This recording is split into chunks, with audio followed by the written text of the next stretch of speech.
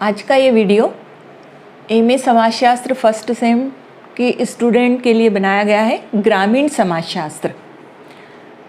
ग्रामीण समाजशास्त्र वैसे तो ग्रामीण शब्द से हम सभी परिचित हैं और चूँकि पूरे भारत की अर्थव्यवस्था ग्रामीणों के ऊपर निर्भर करती है, क्योंकि हमारा देश एक खेती प्रधान कृषि प्रधान देश है। तो हम सभी जानते हैं कि हमारे यहाँ पर जितना भी काम होता है वो ग्रामीण समाज के ऊपर या निर्भर करता है। अब यदि हम देखें तो परिवार के अंदर किस प्रकार से ग्रामीण समाज में व्यवस्था होती है। परिवार ग्रामीण समाज की एक बेस है। जो ग्रामीण परिवार होते हैं वो एक बेसिक यूनिट होती है, एक बेसिक संस्था होती है जो सभी समाजों में हमें देखने को मिलती है। ऐसा नहीं है कि हम ये कहें कि केवल भारत में ही परिवार जैसी संस्था देखने को मिलती हैं। आदिम युग या प्रारंभिक युग से हम देखते हैं तब भी परिवार थे और आज हम निरंतर जिस समाज में हैं उसमें भी परिवार जैसी यूनिट हमको दिखाई देती है। इसमें सबसे बड़ी बात ये होती है कि परिवार में जब व्यक्ति का जन्म होता है तो जन्म से लेकर के मृत्यु तक व्यक्ति परिवार का सदस्य रहता है। इसकी सदस्य ऐसे अलग से नहीं लेनी पड़ती है। ये सदस्यता व्यक्ति को जन्म से ही मिलती है और ये जीवन पर्यंत रहती है। अब परिवार के अंदर व्यक्ति का समाजीकरण भी होता है, सोशलाइजेशन, समाजीकरण होता है। समाजीकरण का मतलब क्या होता है कि व्यक्ति जन्म से लेकर के हर दिन जो कुछ भी सीखता है वो परिवार से ही सीखता है। परिवार के अंदर जितने भी सदस्य होते हैं, हमारे भारत देश के अंदर एकाकी और संयुक्त दोनों परिवार देखने को मिलते हैं। ग्रामीण समाज में ज़्यादातर संयुक्त परिवार होते हैं। तो व्यक्ति, जो मैं बात कर रही हूँ समाजीकरण की, तो परिवार में जब व्यक्ति या बच्चे का जन्म होता है तब से वो सीखना प्रारंभ करता है और ऐसा नहीं है कि उसकी एक निश्चित उम्र हो गई उसके बाद में उसने सीखना बंद कर दिया। समाजीकरण की या सोशलाइजेशन की जो प्रोसेस है वो लाइफ टाइम चलती है। हर दिन हर व्यक्ति कुछ ना कुछ सीखता ही रहता है। जहाँ तक हम ग्रामीण परिवार की बात करते हैं तो हम कह सकते हैं कि ग्रामीण परिवार अधिकांश संयुक्त परिवार होते हैं।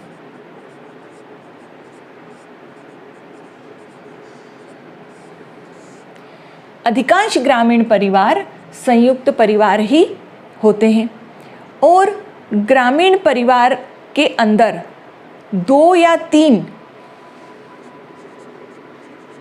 पीढ़ियां एक साथ निवास करती हैं। 2 या 3 पीढ़ियां एक साथ निवास करती हैं।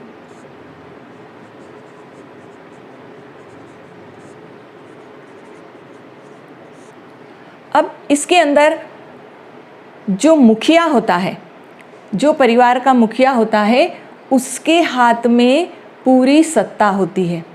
परिवार के जो बड़े बुजुर्ग होते हैं अधिकांश उनको हम मुखिया मानते हैं। जैसे मान लीजिए कि घर में दादा दादी हैं और उनके 4 बच्चे हैं, तो चारों बेटों की बहुएं, चारों बेटों के बच्चे एक साथ निवास करते हैं। साथ में जिन भुआ, जिनको हम कहते हैं भुआ का मतलब ये होता है जिनकी शादी नहीं हुई है, वो भी परिवार के अंदर निवास करती हैं जब तक कि उनका विवाह नहीं होता है। और ग्रामीण परिवार में हम ये भी कह सकते हैं कि रक्त संबंधी और विवाह संबंधी,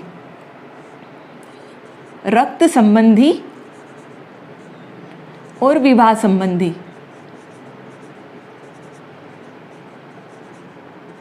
ये दोनों ही संबंध हमको संयुक्त परिवार में देखने को मिलते हैं। अगर हम देखें तो समाजशास्त्री जितने भी हैं उन्होंने अलग अलग ग्रामीण परिवार की परिभाषाएं बताने का प्रयास किया है। सबसे पहले हम देखते हैं कि इरावती कर्वे ने जो अपनी परिभाषा में कहा है कि ग्रामीण परिवार में जितने भी सदस्य होते हैं वो एक छत के नीचे एक साथ भोजन बनाते हैं, एक साथ पूजा पाठ करते हैं और साथ में जो संपत्ति होते हैं उसका सब बराबरी से हकदार होते हैं। तो जितनी भी परिभाषाएं बताई गई हैं उन सभी परिभाषाओं में अधिकांश यही बताया गया है कि ग्रामीण परिवार जो होते हैं वो परिवार एक साथ निवास करते हैं, वे रक्त संबंधी होते हैं और उनका जो भोजन होता है वो एक ही रसोई घर में बनता है। अधिकांश संयुक्त परिवार एक या दो पीढ़ी के साथ में अपने परिवार में निवास करते। इसके बाद आता है ग्रामीण परिवार के आवश्यक तत्व, वो बेसिक एलिमेंट्स जो कि रूरल फैमिली के अंदर हमको दिखाई देते हैं। सबसे पहले तो हम ये देखते हैं कि इसके अंतर्गत पति पत्नी का संबंध,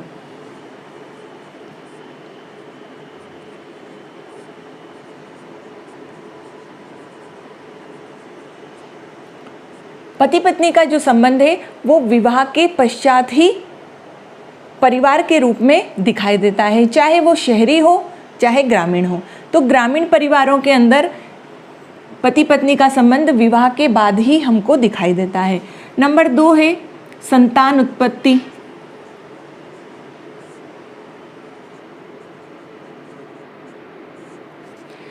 इसका मतलब है कि जब विवाह होता है, परिवार बनता है, उसके बाद में जो संतान पैदा होती हैं वो वेद संतानें कही जाती हैं।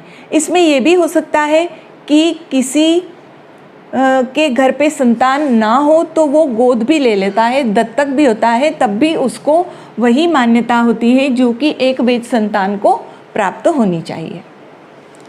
इसके बाद है निवास स्थान।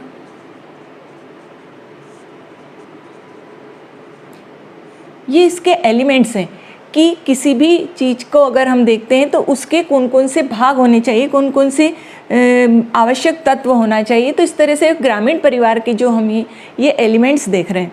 अब निवास स्थान, निश्चित रूप से कोई भी परिवार है तो उसका एक मकान या घर होता है। उस मकान या घर के अंदर कौन कौन सी आवश्यक साधन होना चाहिए, ये निवास स्थान के अंतर्गत हमको देखने को मिलती हैं। चूँकि हम इसको ब्रैकेट में घर भी लिख सकते हैं। अब घर के अंदर क्या क्या होना चाहिए, चूँकि ग्रामीण परिवार एकदम सादा और सरल परिवार होता है, उसमें इस तरह की जिस तरह ग्रामीण नगरीय परिवारों के अंदर या नगरीय मकानों के अंदर हमको देखने को मिलते हैं, इस प्रकार से वहाँ पर कुछ भी अलग अलग कमरे या ऐसी व्यवस्थाएं नहीं होती हैं। वहाँ जो कुछ भी होता है सभी सदस्यों के लिए कॉमन या सभी के हिस्से में जो स्थान है वो सभी का समान रूप से बराबर होता है। उसके बाद है रक्त संबंधी। ग्रामीण परिवार के अंदर या संयुक्त परिवार के अंदर जितने भी सदस्य रहते हैं वे आपस में रक्त संबंधी होते हैं। एक या दो पीढ़ी के सदस्य एक साथ जहाँ निवास करते हैं, उनके जितने भी सदस्य हैं वे आपस में रक्त संबंधी इसलिए भी होते हैं क्योंकि उनके चाचा, ताऊ, बुआ इत्यादि ये सब एक साथ रहते हैं और जो बहुएं बाहर से विवाह होकर के आती हैं वो विवाह संबंध के अंदर बंध जाती हैं। आर्थिक व्यवस्था,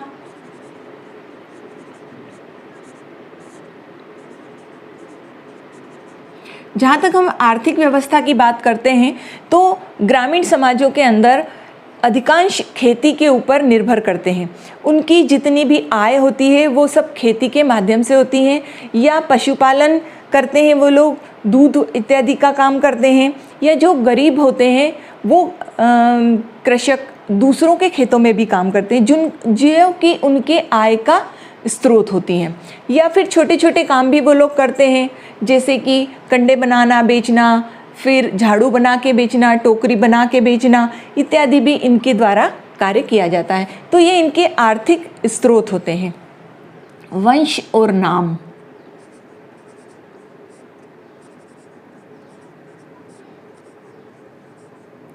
जिस परिवार के अंदर बच्चे का जन्म होता है उसी परिवार के अंदर, चूंकि हमारे देश के अंदर पितृसत्तात्मक परिवार पाए जाते हैं, इसलिए पिता के नाम पर ही बच्चे का नाम उसका सरनेम रखा जाता है और विवाह के बाद स्त्रियों का भी सरनेम चेंज हो जाता है। तो ये जो हमको देखने को मिला है ग्रामीण परिवार के अंदर, ये जो इसके बेसिक एलिमेंट्स हैं जो कि सभी परिवारों में एक कॉमन चीज़ है जो सभी परिवारों ग्रामीण परिवारों के अंदर हमको देखने को मिलता है। इसके बाद आती है ग्रामीण परिवार की विशेषताएं।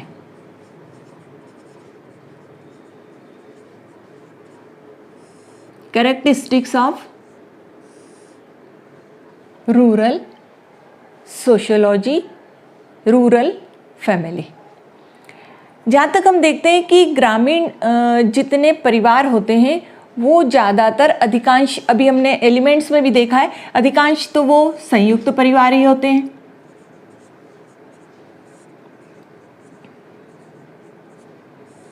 फिर वो कृषि पर निर्भर करते हैं।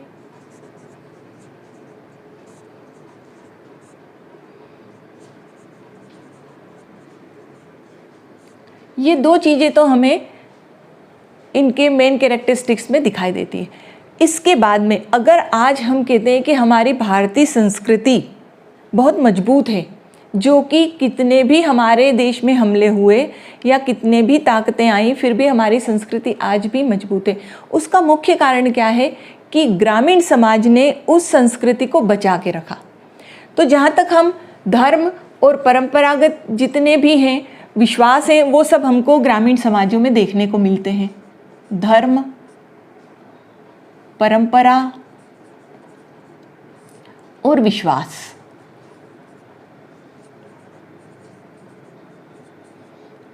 ये सब हमें आज भी ग्रामीण समाजों में देखने को, क्योंकि ज़्यादातर ग्रामीण समाज रिलीजियस होता है, धार्मिक होता है। आप उनको कितना भी समझा दो परंतु वो अपने धर्म के अनुसार अपने पूजा पाठ करते ही हैं, वे अपनी परंपराओं को मानते ही हैं। उनकी जो वैल्यूज़ हैं, उनकी जो विश्वास हैं, उनको वो छोड़ते नहीं हैं। तो हमारी संस्कृति आज इसीलिए मजबूत है कि अगर कोई पीपल का वृक्ष है, कोई नीम का वृक्ष है, तो वो उसके अंदर भी देवता का निवास देते हैं। यदि कोई नदी है तो उसके अंदर भी वो माँ का स्वरूप देखते हैं, उसका पूजन पाठ करते हैं। यदि कोई जानवर है तो उसको भी, गाय है तो वो माता के रूप में वो देखते हैं। तो ये सारी चीज़ें आज भी हमको ग्रामीण समाज में देखने को मिलती हैं। और अगर हम ये कहें कि उत्पादन के केंद्र, तो अधिकांश जितने भी आज हमारे यहाँ पर खाद्यान्न सामग्री है वो सब, जितने उत्पादन के स्रोत हैं वो सब हमें ग्रामीण क्षेत्रों से ही प्राप्त होते हैं। जितनी सब्जियां हैं, जितने फल फ्रूट हैं, जितने रॉ मटेरियल हैं, वो सब भी हमें ग्रामीण परिवारों से ही प्राप्त होते हैं। तो उत्पादन का केंद्र भी हम इसको मान सकते हैं।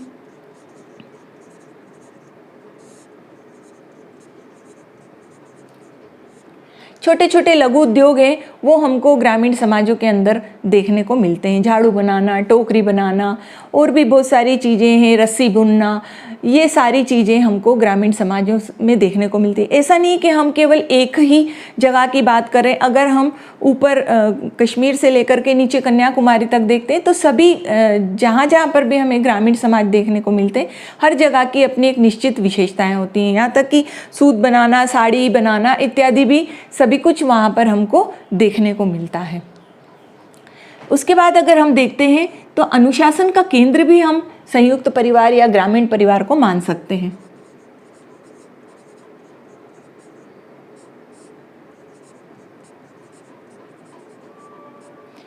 उनके जितने भी बड़े बूढ़े होते हैं वो बच्चों को अपने कंट्रोल में रखते हैं, अपने नियंत्रण में रखते हैं और उनको वो शिक्षा देते हैं कि वे किसी भी प्रकार से कोई बुरे काम ना करें। उन्हें सच्चाई की बातें बताते हैं, उन्हें पुरानी कहानियाँ सुनाते हैं और इस प्रकार से उनको अनुशासित करते हैं। ग्रामीण समाज में भले ही लोग पढ़े लिखे ना हो या कम पढ़े लिखे भी हों, परंतु वो कहानियों के माध्यम से अपने बच्चों को अच्छी शिक्षा देते हैं। इसीलिए हम उनको कह सकते हैं कि अनुशासित रहते हैं व्यक्ति। जबकि हम देखते हैं कि नगरों के अंदर आकर के आपको चोरी है या फिर कोई दूसरे असामाजिक तत्व के रूप में लोग दिखाई देते हैं, पर ग्रामीण समाजों में इस प्रकार का हमको देखने को नहीं मिलता है। फिर आता है पारस्परिक निर्भरता।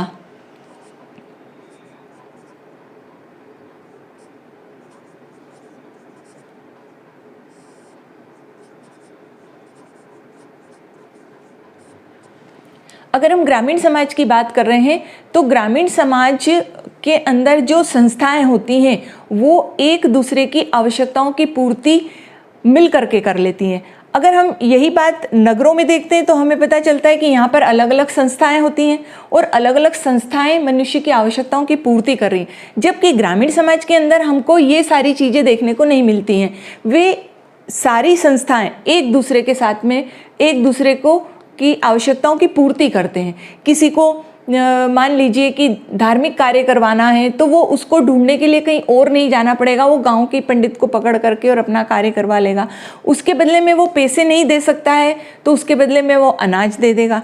ये सारी चीज़ें, किसी को दूध की आवश्यकता है, किसी को और किसी चीज़ की आवश्यकता है, कपड़ों की आवश्यकता है, तो इस प्रकार से वो एक दूसरे से लेन देन करके और अपनी आवश्यकताओं की पूर्ति पारस्परिक निर्भरता के द्वारा कर लेते हैं।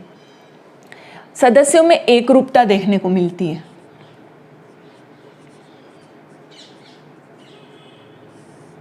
एकरूपता अर्थात वे सभी एक ही व्यवसाय करते हैं। ग्रामीण समाज के अंदर कृषि उनका मुख्य व्यवसाय होता है।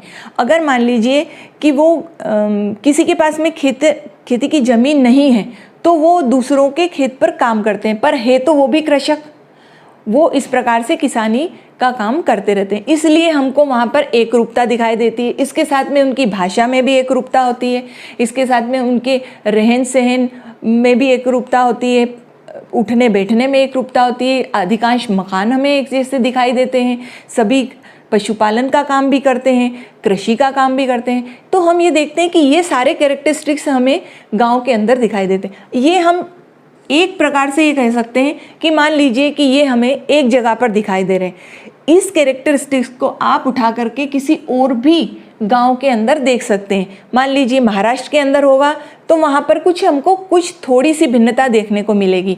मालवा में है, एमपी के अंदर है तो यहाँ पर हमको थोड़ी सी, परंतु अधिकांश जो विशेषताएं हैं वो सभी में सिमिलरिटी देखने को मिलती हैं। एक चीज़ और होती है कि इसमें मुख्य रूप से जो ग्रामीण परिवार होते हैं उन परिवारों में मुखिया होता है।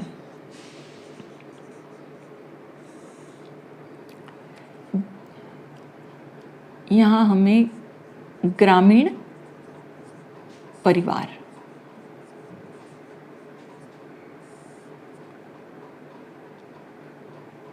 जो ग्रामीण परिवार होता है उसमें एक मुखिया होता है जो पूरे परिवार पर नियंत्रण रखता है। यदि किसी को किसी वस्तु की आवश्यकता है तो मुखिया के माध्यम से पूरी की जाती है। मुखिया का नियंत्रण पूरे परिवार पर इसलिए भी रहता है क्योंकि उसके पास में पूरे जो संपत्ति है उसका कंट्रोल रहता है। तो वो जो कंट्रोल है वो समान रूप से रहता है। इसके अंदर मान लीजिए कि कोई व्यक्ति नौकरी के कारण शहर में चला गया है और कोई बच्चा नौकरी नहीं कर रहा और वहीं खेती कर रहा है, तो दोनों ही बच्चों के माध्यम से जो संपत्ति प्राप्त होती है उस पर मुखिया का ही नियंत्रण रहता है और वो समान रूप से विभाजित करता है। आवश्यकता पड़ने पर कोई बीमार हो गया तो उसको भी देगा, आवश्यकता पड़ने पर किसी की शिक्षा में है तो उसको भी मुखिया के द्वारा दिया जाता है। यदि मान लीजिए कोई कम कमाता है तब भी समान रूप से विभाजन संपत्ति का किया जाता है। तो मुखिया का नियंत्रण ग्रामीण समाजों में हमको देखने को मिलता है, जबकि शहरों में हमें एकाकी परिवार देखने को मिलते हैं और यहाँ पर इस प्रकार की व्यवस्था हमको कम देखने को मिलती है। इसके बाद आता है परिवार के प्रकार।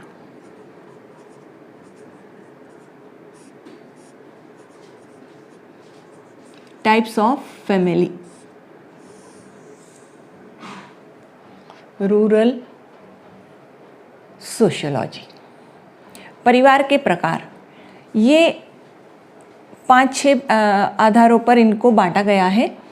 अब जैसे हम देखते हैं कि ग्रामीण समाज के अंदर जो विवाह होता है, और कई बार हम देखते हैं कि ग्रामीण समाज के अतिरिक्त जनजातियों में भी जो विवाह होते हैं उनमें भी कई प्रकार के परिवार हमको देखने को मिलते हैं।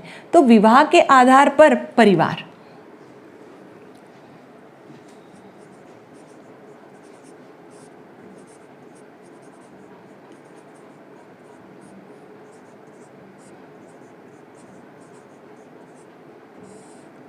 अब यहाँ पर हम देखते हैं दो प्रकार के परिवार हमको देखने को मिलते हैं, एक विवाही और बहुविवाही।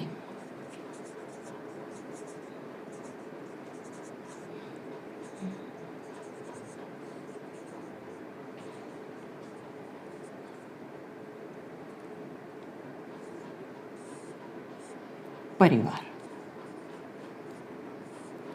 अधिकांश हम देखते हैं तो हम पाते हैं कि जितने भी परिवार हैं, चाहे वो कृषक समाज हो, ग्रामीण परिवार हो और या आधुनिक परिवार हो, सभी में हमको एक विवाही परिवार देखने को मिलता है, अर्थात एक स्त्री और एक पुरुष का ही हमको विवाह देखने को मिलता है। परंतु बहुविवाही परिवार भी हमारे हिंदुस्तान में देखने को हमको मिलते हैं। जितनी भी जनजातियां हैं उन जनजातियों में हमको बहुविवाही परिवार देखने को मिलते हैं। इसके भी दो भाग होते हैं, बहुपत्नी विवाही और बहुपति विवाही।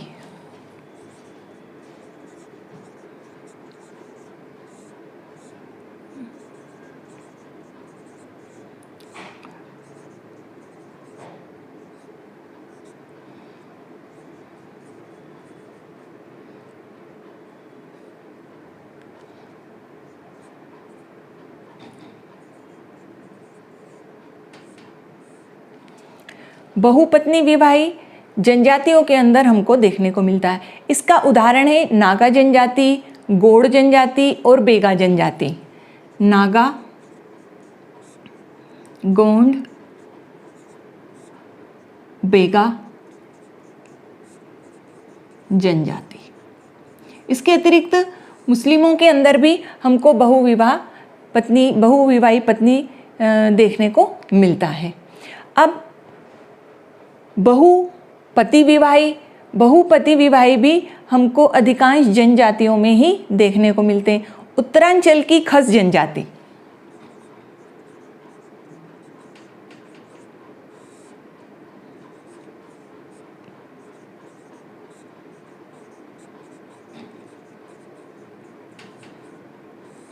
में भी हमको बहुपति विवाह देखने को मिलता है और इसके अलावा नीलगिरी की टोडा जनजाति में भी यह पाया जाता है।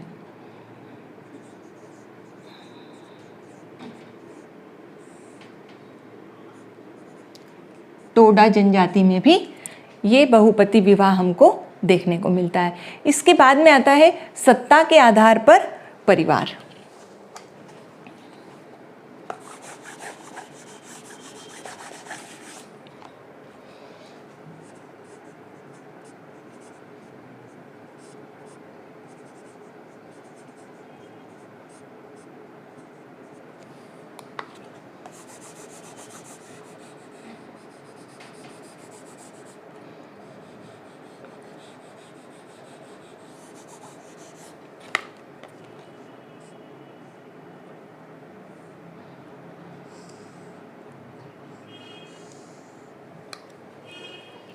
सत्ता के आधार पर हमको दो प्रकार के परिवार देखने को मिलते हैं, पितृसत्तात्मक परिवार और मातृसत्तात्मक परिवार।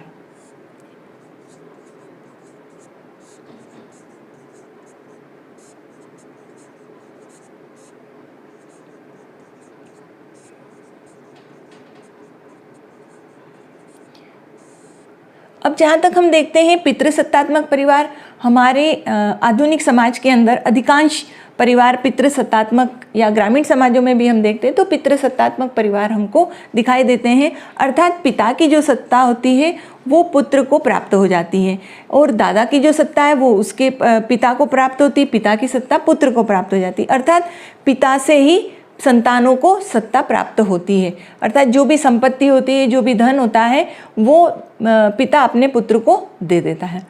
इसके बाद में आता है मातृसत्तात्मक परिवार। इस प्रकार के जो परिवार होते हैं ये हमको जनजातियों में ज़्यादातर देखने को मिलते हैं। असम के अंदर, मालाबार के अंदर जो जनजातियां निवास करती हैं वहाँ पर मातृसत्तात्मक परिवार होते हैं। माता की जो सत्ता होती है वो पुत्री को प्राप्त होती है और पुत्री से फिर उसकी पुत्री को वो सत्ता प्राप्त हो जाती है।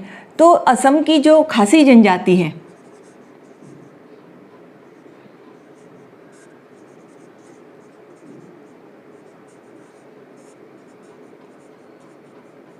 यहाँ पर हमको ये देखने को मिलता है। इसके अलावा ये गारो में भी पाया जाता है और मालाबार के नायरों में भी पाया जाता है।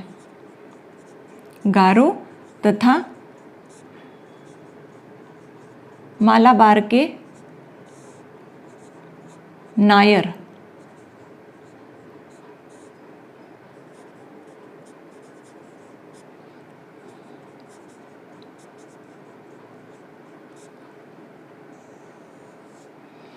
इस प्रकार से हम देखते हैं। तो मात्र सत्तात्मक जो है वो इन जनजातियों में हमको देखने को मिलता है। अब इसके बाद में आता है निवास के आधार पर परिवार। निवास स्थान के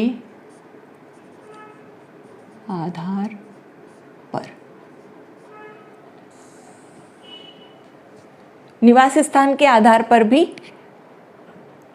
परिवार दो भागों में बांटे गए हैं, मातृस्थानीय और पितृस्थानीय।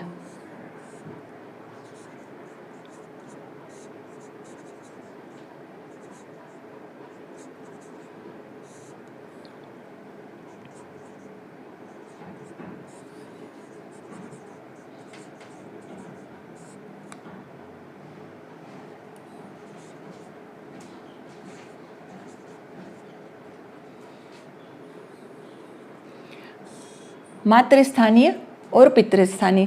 पितृस्थान के अंदर जहाँ पर विवाह के पश्चात स्त्री को अपने पति के घर पर ही रहना पड़ता है वो पितृस्थानीय कहलाता है। और मातृस्थानीय के अंदर विवाह के पश्चात पति को पत्नी के घर जाकर के रहना पड़ता है। ये जो है ये जनजातियों में हमको देखने को मिलता है। ये खासी और गारो जनजातियों के अंदर पाया जाता है।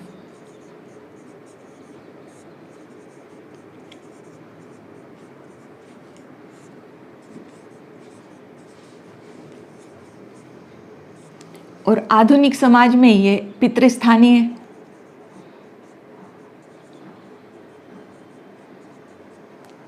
तो इस प्रकार से हमने देखा विवाह के आधार पर, सत्ता के आधार पर और निवास के आधार पर। इसके बाद में एक और आता है संख्या के आधार पर।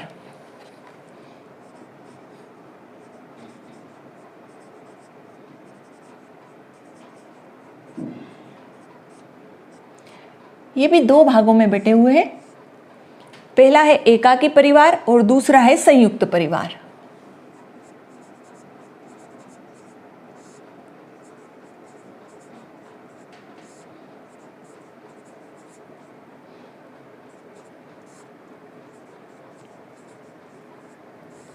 एकाकी परिवार में केवल पति पत्नी और बच्चे ही निवास करते हैं और संयुक्त परिवार में दो पीढ़ी के सदस्य एक साथ परिवार में निवास करते हैं। इसके अलावा भी एक और आता है जिसको हम कहते हैं कुटुंब। ये इस प्रकार का होता है जहां पर कि बहुत सारे ब्लड रिलेशन वाले या रक्त संबंधी एक ही गांव के अंदर इकट्ठे साथ साथ में रहते हैं, तो हम उसको कुटुंब का नाम भी दे सकते हैं। ये बहुत सारे संयुक्त परिवार मिल जाएं तो उसको कुटुंब बन जाता है। तो इस प्रकार से संख्या के आधार पर दो प्रकार के पाए जाते हैं। अब है ग्रामीण परिवारों के कार्य। अधिकांश वे ही कार्य होते हैं जो हम नगरों में भी देखते हैं, वही समान रूप से हमको ग्रामीण परिवारों में भी वही कार्य देखने को मिलते हैं। परिवार अपने सदस्यों की सुरक्षा करता है।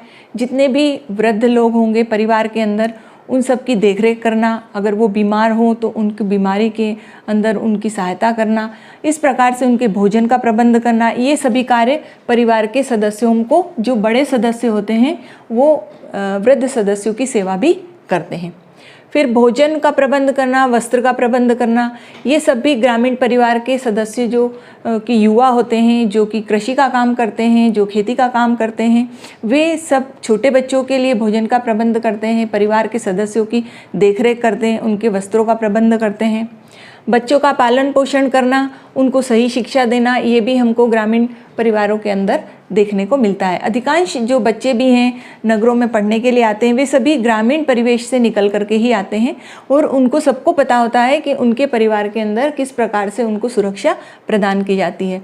निवास स्थान का प्रबंध करना, यदि परिवार के अंदर किसी भी प्रकार के मकान में टूट-पाट हो गई है तो उसको भी सुधरवाना, उसकी देखरेख करना, जल की व्यवस्था करना, ये सारी चीज़ें भी हमको निवास स्थान के अंतर्गत दिखाई देती हैं। फिर है मनोवैज्ञानिक कार्य। मनोवैज्ञानिक कार्य मुख्य रूप से हमको ग्रामीण समाजों में ज़्यादा देखने को मिलता है। यदि किसी के घर पे दुख हो जाता है या कोई सुखी है तो वो त्याग की भावना बच्चों को सिखाते हैं या उसके दुख में वो शामिल हो जाते हैं, उसको प्रोत्साहित करते हैं। ये सारी चीज़ें हमको मनोवैज्ञानिक रूप से ग्रामीण समाजों में देखने को मिलती हैं। सोशलाइजेशन या समाजीकरण है, ये बच्चों के जन्म के साथ ही प्रारंभ हो जाता है और प्रतिदिन बच्चों को हर दिन एक नई शिक्षा परिवार के अंदर दी जाती है और बच्चे वो सब देख करके ही सीख करके बड़े होते हैं। समाजीकरण हर जगह पर होता है। ऐसा नहीं है कि समाजीकरण केवल नगरों में होता है या शहरों में होता है या ग्रामीण समाजों में होता है। अगर हम देखें तो जितने भी समाज हमारे देश में या दुनिया में हैं, वहाँ सभी जगह पर हमको समाजीकरण जैसी प्रक्रिया देखने को मिलती है। समाजीकरण वो छोटी छोटी बातें होती हैं जो व्यक्ति जन्म से लेकर के मृत्यु तक सीखता है। शिक्षा का कार्य, ये भी परिवार का दायित्व होता है कि वो बच्चों को समान रूप से शिक्षित करें। आधुनिक समय में तो अभी हम देखते हैं कि ग्रामीण समाजों के अंदर भी कई स्कूल और कॉलेज और इन सब की व्यवस्था हो गई है। कन्याओं को, लड़कियों को पढ़ाने की व्यवस्था हो गई, तो समान रूप से लड़कियों को भी लड़कों के समान रूप शिक्षा दी जाती है। ग्रामीण समाज के अंदर श्रम का विभाजन हमको देखने को मिलता है, परंतु वहाँ पर स्पेशलाइजेशन नहीं होता है। श्रम का विभाजन अवश्य होता है, परंतु स्पेशलाइजेशन केवल शहरों में देखने को मिलता है। वहाँ जो भी काम होगा, घर का काम स्त्रियाँ करती हैं, छोटे छोटे काम छोटे बच्चे करते हैं, वृद्ध लोग जो होते हैं वो देखरेख का काम करते हैं, जितने युवा होते हैं वो कृषि का काम करते हैं, सामान को ले जा करके मंडियों में बेचने का काम करते हैं। इस प्रकार से हमको ग्रामीण परिवारों के अंदर देखने को मिलता है। जहाँ तक उत्तराधिकार की बात होती है तो जो ग्रामीण परिवार में जो सबसे बड़ा सदस्य होता है, जो सबसे बड़ा लड़का होता है, उसको जो मुखिया होता है वो अपनी सत्ता सौंपता है और उसी प्रकार से उससे अपेक्षा रखता है कि वो सभी सदस्यों को समान रूप से सहयोग प्रदान करेगा या समान रूप से उनकी देखरेख करेगा। सामाजिक नियंत्रण, अधिकांश हमको देखने को मिलता है कि ग्रामीण समाजों में सामाजिक नियंत्रण दिखाई देते हैं, चाहे वो प्रथाओं के रूप में हो, परंपराओं के रूप में हो या किसी भी मूल्य के रूप में हो। ये सभी चीज़ें हमको ग्रामीण समाज में सामाजिक नियंत्रण, अर्थात कि परिवार के अंदर किस प्रकार से आपको रहना है, परिवार के दूसरे सदस्यों के साथ में आपको किस प्रकार का व्यवहार करना है, बड़ों के साथ में आदर का व्यवहार रखना है, ये सारी चीज़ें हमको देखने को मिलती हैं। सांस्कृतिक और धार्मिक कार्य जो भी हैं वो हमें मुख्य रूप से ग्रामीण परिवारों में देखने को मिलता है। वो लोग छोटे छोटे जितने भी त्यौहार हैं वो सभी त्यौहार आवश्यक रूप से मनाते हैं, ताकि जो उनके घर में परिवार के जो छोटे सदस्य होते हैं, जो छोटे बच्चे होते हैं, वो उन सब चीज़ों को देख करके धीरे धीरे बड़े होते हैं। वो सब चीज़ें उनके मन में, उनके दिमाग में इस प्रकार से बिठा दी जाती है कि ये आपके धार्मिक कार्य हैं, ये आपकी संस्कृति है, इसका पालन करना आपको अति आवश्यक है। तो जो चीज़ें हम यहाँ समाजीकरण की बात करते हैं वही सारी चीज़ें धार्मिक कार्य के रूप में हमको दिखाई देती है। जैसे जैसे बच्चे बड़े होते हैं वो सभी चीज़ें जो उनको परिवार से मिलती हैं संस्कृति के रूप में या हम कहें धार्मिक कार्य के रूप में, वो वैसा काम करना शुरू कर देते हैं। अब आता है ग्रामीण परिवारों का महत्व। ग्रामीण परिवारों का जो महत्व हम देखते हैं, महत्व का मतलब है किसी भी चीज़ की क्या व्यवस्था है, क्या इम्पोर्टेंस है, कि उसके कारण हम उसको जाने, उसको पहचाने। तो ग्रामीण परिवारों के अंदर हम देखने को मिलता है महत्व,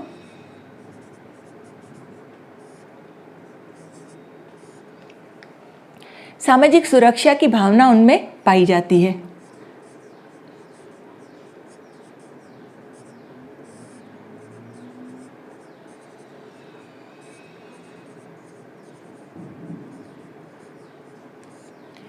सामाजिक सुरक्षा की भावना ग्रामीण परिवारों में इसलिए पाई जाती है क्योंकि वो संयुक्त परिवार के रूप में निवास करते हैं। और जहाँ पर संयुक्त परिवार होता है वहाँ पर किसी भी प्रकार की व्यक्ति के मन में कोई डर की भावना नहीं होती। आप देखिए ग्रामीण परिवार के जितने भी सदस्य होते हैं वो बेफिक्र होते हैं, उनके मन में ये किसी भी प्रकार की भावना नहीं होती कि आज हमारे पास में खेती है, कल हमारी खेती सूखी हो जाएगी या किसी कारण से हम कुछ कमा नहीं पाएंगे तो हमारा क्या होगा। उनको ये मालूम है कि हमारे जो दूसरे सदस्य हैं या हमारा जो मुखिया है, जो हमारा जो सबसे बड़े परिवार के सदस्य हैं, वो हमें किसी भी प्रकार से इस समस्या के अंतर्गत संभाल लेंगे। तो जो समाज के अंदर उनकी सामाजिक सुरक्षा की भावना उनके मन में यदि कोई बीमार भी होता है तब भी वह किसी प्रकार से भयभीत नहीं होते हैं।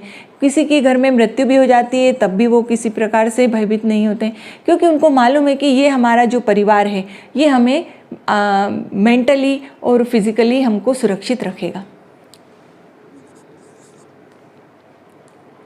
उसके बाद है आदर्श और मूल्यों का केंद्र होता है।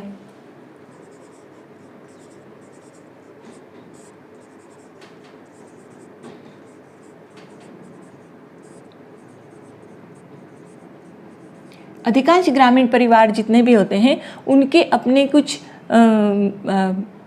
मूल्य होते हैं और अपने आदर्श होते हैं। आप उन्हें उन आदर्शों से, उन वैल्यूज से आप उनको हटा नहीं सकते, क्योंकि वो जन्म से लेकर के उन सारी चीज़ों को मानते आ रहे हैं, उन सारी चीज़ों का पालन करते हुए आते हैं। इसलिए वो अपने मूल्यों से, अपने वैल्यूज से कभी भी अलग होना नहीं चाहते हैं। इसके बाद है नातेदारी की शक्ति।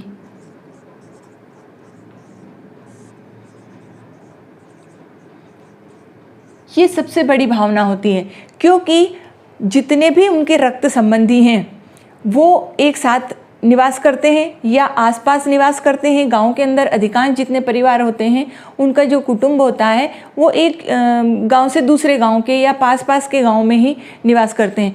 तो जो किनशिप होती है, जो नातेदारी होती है वो बड़ी स्ट्रांग होती है। अगर किसी भी प्रकार से कोई काम हो या किसी के घर में मान लीजिए कि कोई एक बच्ची है जिसका विवाह करना है और उसके माता पिता के पास में इतना पैसा नहीं है, तो जितने भी उनके रिश्तेदार होते हैं वे सब इकट्ठे होकर के और उस बच्ची का विवाह संपन्न करा देते हैं। यदि किसी के घर में दुख होता है तो वो सब इकट्ठे होकर के उस परिवार को सांत्वना प्रदान करते हैं। तो यथा योग्य उनके हिसाब से जितना भी वो कर सकते हैं वो नातेदारी की शक्ति उनमें हमको दिखाई देती है। नंबर 4 है परिवार आर्थिक क्रिया का केंद्र होता है।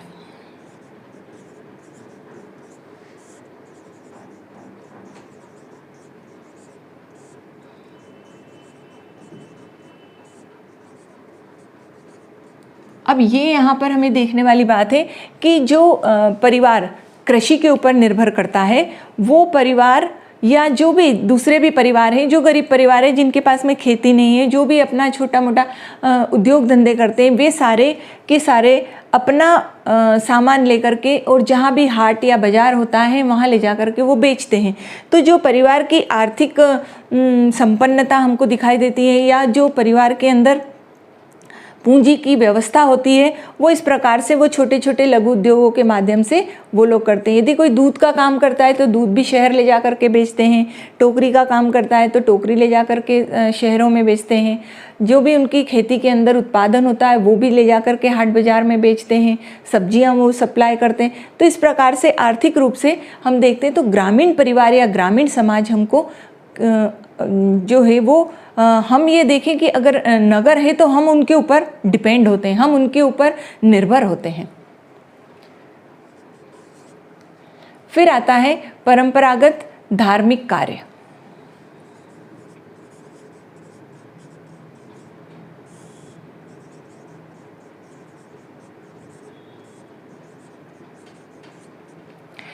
परंपरागत धार्मिक कार्य का मतलब ये होता है कि वो जो भी काम करते हैं वो उसके अंदर उनकी भावना ये होती है कि इसके पीछे हमारे ईश्वर ने हमारा आशीर्वाद, ईश्वर का हमारे ऊपर आशीर्वाद है और हम उसी आशीर्वाद को लेकर के और अपना काम करते हैं।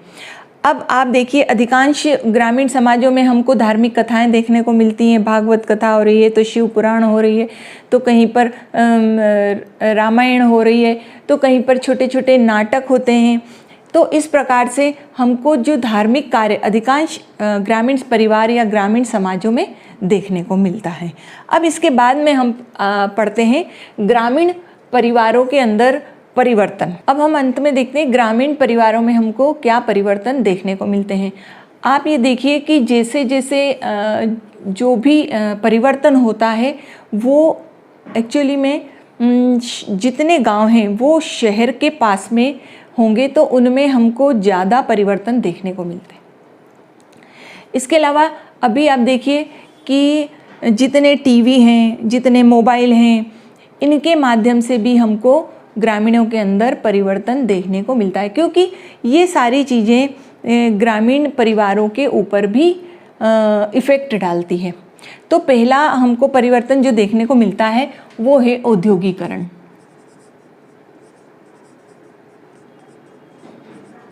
औद्योगिकरण के कारण जितने भी उद्योग धंधे हैं वो सारे ग्रामीण क्षेत्रों के पास में भी लगाए जाते हैं या शहरों के पास में भी लगाए जाते हैं। उसका मुख्य कारण ये होता है कि जितना रॉ मटेरियल मिलना होता है वो सारा ग्रामीण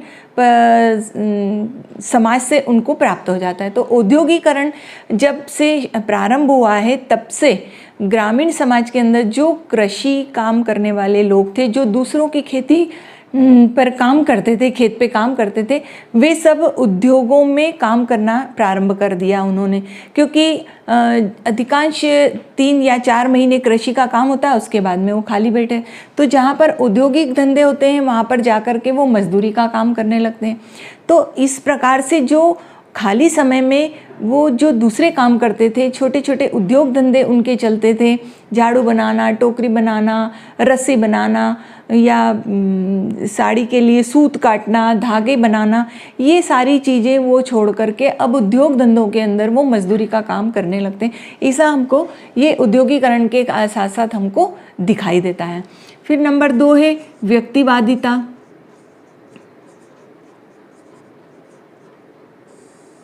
इंडिविजुअलिज्म, अर्थात व्यक्ति ये सोचने लगा है कि बस केवल मैं, मेरा परिवार और मेरे बच्चे, इसके अलावा वो अपने परिवार के सदस्यों की अन्य की व्यवस्था करना या उनके ऊपर ध्यान देना कम कर देता है। जब ग्रामीण परिवार के बच्चे निकल करके और शहरों में आकर के अध्ययन करते हैं, उसके पश्चात वो जा कर के वापस से गांव के अंदर खेती करना पसंद नहीं करते हैं। चाहे यहाँ पर उनको छोटी से छोटी नौकरी मिले 10,000, 15,000, 20,000 की, परंतु वो वापस गांव जाना नहीं चाहते हैं। और जो लोग अच्छी मेहनत करके यहाँ पर सेटल हो गए हैं वो वापस जा कर के गाँव में तो रहना नहीं चाहेंगे और ना ही गाँव से अपने परिवार को यहाँ बुलाना चाहते हैं। तो ये जो व्यक्तिवादिता है वो शहरों को देख करके ग्रामीण परिवार के अंदर भी हमको देखने को मिलती है। उसके बाद में है नगरीकरण। इसका प्रभाव भी ग्रामीण समाजों के ऊपर हमको देखने को मिला है, क्योंकि जो नगर के अंदर जितनी व्यवस्थाएं होती हैं वो सारी व्यवस्थाएं ग्रामीण समाज में देखने को कम मिलती हैं। अस्पताल का होना या सड़कों का नहीं होना, ये स्कूल और दूसरे महाविद्यालय हैं या फिर अच्छे अच्छे सुंदर मॉल हैं, बगीचे हैं, ये सारी चीज़ें हमको नगरों के अंदर देखने को मिलती हैं। सड़कें हैं, बसें हैं। तो इसके कारण भी ग्रामीण परिवार इधर की तरफ अट्रैक्ट होता है, इधर की ओर आकर्षित होता है और वो धीरे धीरे सोचता है कि गांव की खेती को बेच करके और वो शहरों में या नगरों के अंदर आ जाता है। फिर है यातायात के साधन।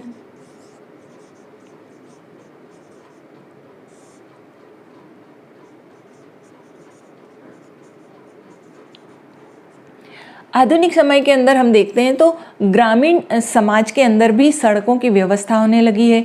ग्रामीण समाज के अंदर भी छोटे छोटे स्कूल और कॉलेज भी सरकार के द्वारा चलाए जा रहे हैं। तो ये चीज़ें भी हमको ग्रामीण समाज में जो परिवर्तन देखने को मिलता है वो यातायात के साधन इत्यादि, यहाँ भी बसें वगैरह चलने लगी हैं। वहाँ से माल सामान वगैरह नगरों तक आता है, नगरों का सामान ग्रामीण समाज में भी जाता है। तो यातायात के साधन भी उनके ग्रामीण परिवार के ऊपर इफ़ेक्ट डालते हैं, उनको अपनी ओर आकर्षित करते हैं। वहाँ पर जो चीज़ें बेसिक थी, जो चीज़ों के बारे में उनको जानकारी नहीं थी, वो सारी चीज़ें वहाँ तक पहुँचने लगी यातायात के कारण। तो वो सब इनमें ये सारी चीज़ों में परिवर्तन हमको देखने को मिलता है। उसके बाद आता है पाश्चात्य संस्कृति।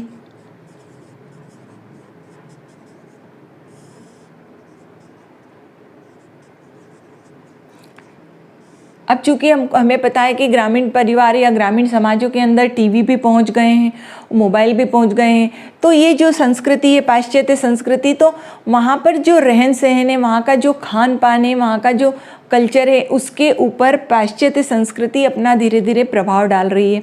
वो सारे परिवर्तन वहाँ भी हमको देखने को मिल रहे हैं, जैसे कि हम नगरों के अंदर देखते हैं।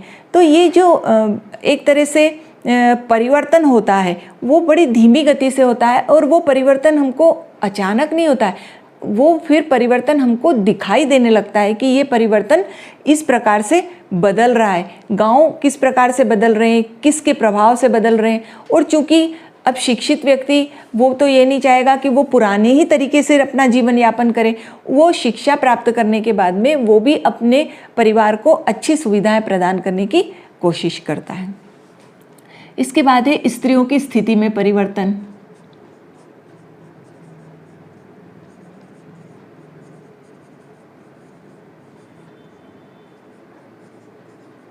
ग्रामीण समाज के अंदर हम देखते हैं तो अधिकांश महिलाएं जो होती हैं वो घर का काम करती हैं, और घर के काम के पश्चात उनको अगर समय मिलता है तो वो खेती में जा कर के भी सहयोग करती हैं।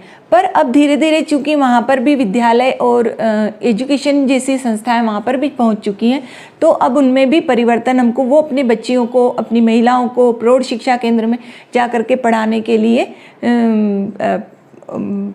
बोलते हैं, और वो महिलाएं वहाँ जा कर के अध्ययन भी करती हैं। इसके साथ साथ उन महिलाओं के अंदर उनकी बोलचाल में, उनके रहने में भी हमको परिवर्तन देखने को मिलता है।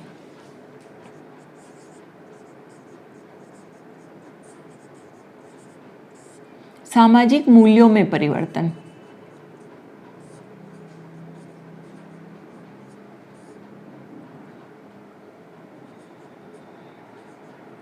अगर हम देखते हैं तो ग्रामीण परिवारों के अंदर जो वैल्यूज़ हैं, जो उनके सामाजिक मूल्य हैं, उनमें भी हमको परिवर्तन दिखाई देने लगे, और होना भी चाहिए। क्योंकि पहले जैसे बाल विवाह होते थे, अब वो बाल विवाह चूँकि वहाँ पर भी अध्ययन कर रही हैं बच्चियाँ, और वो फिर आगे उच्च अध्ययन के लिए नगरों में आ जाती हैं, उच्च शिक्षा के लिए।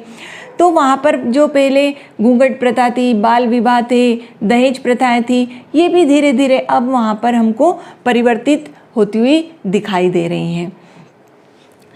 नंबर 8, निर्धनता और बेकारी।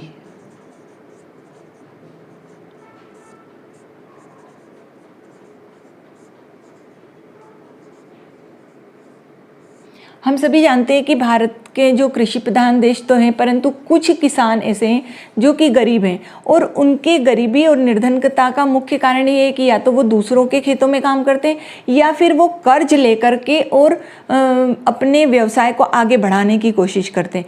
परंतु उनका पूरा का पूरा काम होता है वो मौसम के ऊपर निर्भर करता है। यदि बारिश कम होती है, यदि बारिश नहीं होती है, और उन्होंने कर्ज ले रखा है और वो कर्ज नहीं चुका पाते हैं, तो उनके सामने दूसरी समस्याएं खड़ी हो जाती हैं। वो जितने काम करने से नहीं थकते, उससे ज़्यादा वो मानसिक रूप से परेशान हो जाते हैं कि हम इस कर्ज को कैसे उतारेंगे। तो ये सारी समस्याएं भी हमको ग्रामीण परिवारों के अंदर देखने को मिलती हैं। फिर है राजनीतिक चेतना।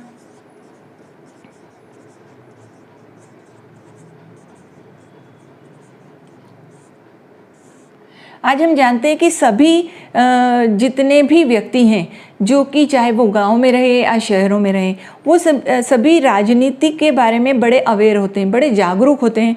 उन्हें ये पता है कि हमारी समस्या का समाधान कौन कर सकता है। तो जब वो वोट देते हैं तो उसके पहले वो सारी अपनी समस्याओं को व्यक्ति के सामने रखते हैं जो कि उनके गांव से खड़ा होने वाला है। उसको कहते हैं हमारे लिए सड़कें बना दो, हमारे लिए कन्याओं के लिए जो योजना है वो योजनाओं बनवा दो, बच्चों को कौन कौन सी सुविधाएं प्राप्त होनी होनी चाहिए, ये करिए, स्त्रियों के लिए, वृद्धों के लिए, ये सारी चीज़ें सरकार के द्वारा भी चलाई जाती है और सरकार उन सब चीज़ों का पालन भी करवाती है। तो जो ग्रामीण नेता होते हैं या जो राजनीति की अवेयर रखने वाले जो ग्रामीण समाज के होते हैं, उनका सबका एक देखने में आया कि एक पूरा का पूरा एक गांव किसी एक दल के प्रति बड़ा सचेत होता है।